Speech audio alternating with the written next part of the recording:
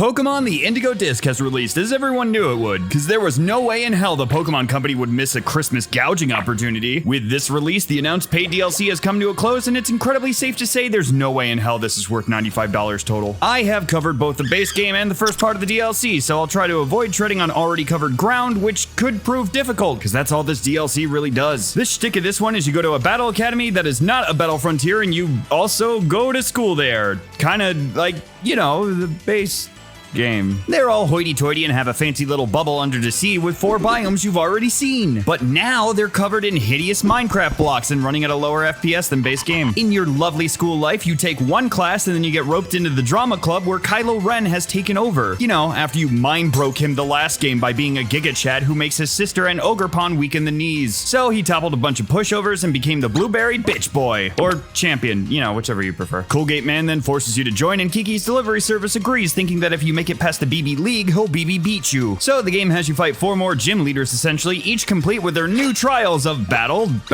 kinda cute Pokemon quiz, and 30 seconds of Superman 64. The Elite 4 gym leader obstacle checkmarks this time around are incredibly dull. You have Beep Boop Kikaku, Minty Fresh A-Hole, Clay's daughter who likes her Grand Bowl a little too much, and White. Seriously, this guy could not be more white. His entire personality is cooking, and his trial has you battle people for ingredients to make the spiciest sandwich, and I failed it because I knew that this was less spicy sandwich and more what does the Pokemon company think white people think is spicy. And sure shootin', I failed the first time because I forgot to add the mustard. Oh man, my tongue's watering already thinking about how spicy mustard is. Of course you'd have a Blaziken as your trump card. Where was I? So sure shooting after the 4 placeholders, you battle the boyo again and big shocker, win. Then the actual plot begins in the last 40 minutes. The game reminds you that Geeta is in fact a character and the champion? Is that right?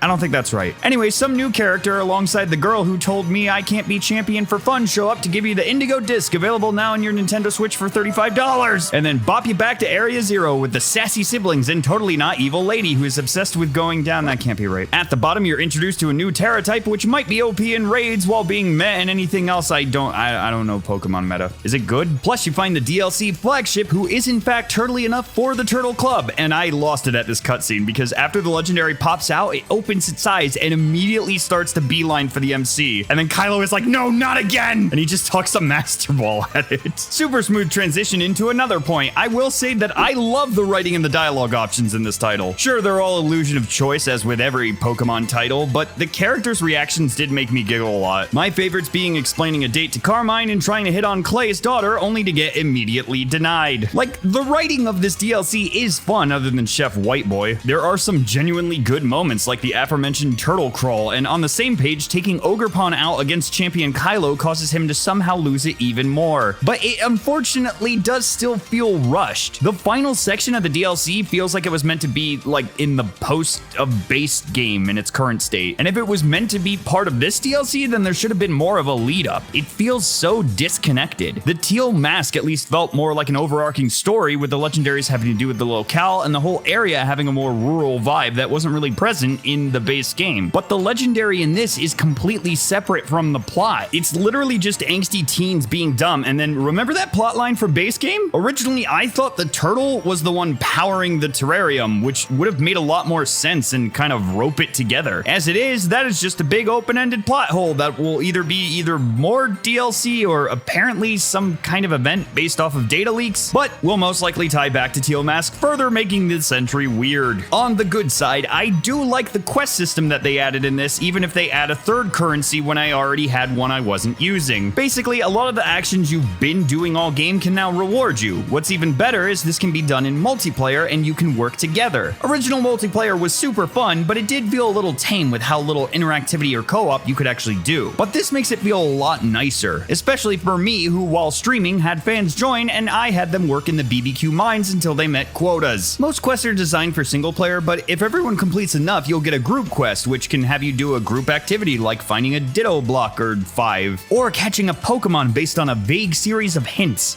Spoilers, it was not a Jigglypuff as viewed from above. However, if you do play with friends, keep in mind your notifications will most likely be clogged up for the rest of your life. I had fans net me 10k points and the notifications are still going to this day. The points themselves can be used to purchase upgradables and customizations like throw styles. You can also get a gacha machine which has chances to pull previously one and done items once upgraded, and you upgrade it by doing pulls, so just do gacha. Gacha's always fun. Everybody loves gacha. You can also upgrade the biomes themselves, which allows like starters and legendaries to start roaming around too, but all of the legendaries are shiny locked, so why? And that's kind of it. I kind of named like all the upgrades. I mean, I guess you can deck out your club room, but yeah. One other key feature is probably the synchro machine, which lets you run around as one of your Pokemon. It's kind of cute, but it's pretty limited. You are basically just controlling the Let's Go command Pokemon, because all the battles are a one and done action. Plus, it really sucks if you find a shiny wall in this mode because you can only battle. I found myself really wanting more with this DLC because I kind of thought it was like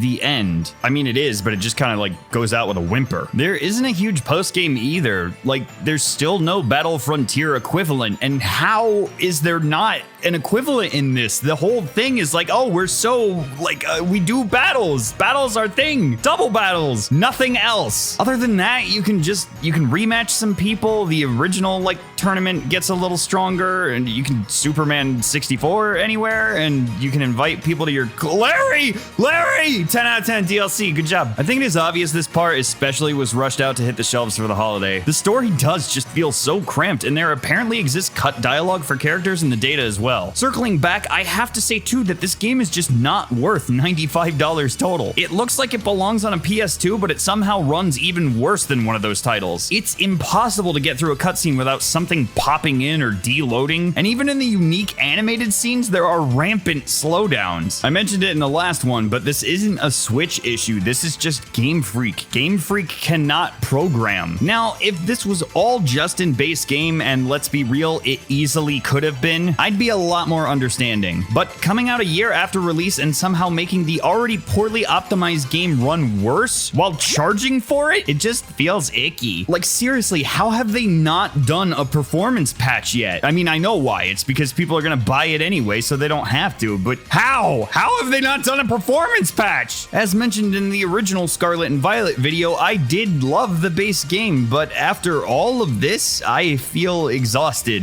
by this format or style, mostly the style. If the next title wound up being this again, I'd skip it. I feel like unless it mixes Legends gameplay with Scarlet and Violet's open world, I'll probably just pass. I hate that this was the main line and Legends was the spin-off because I still think Legends is the better game. Man, I still wish that this had most of the quality of life changes that Legends brought, like releasing multiple Pokemon at once and being rewarded for it. The unique moves and the shiny indicator, because holy hell, shiny hunting the best Pokemon ever was a goddamn nightmare.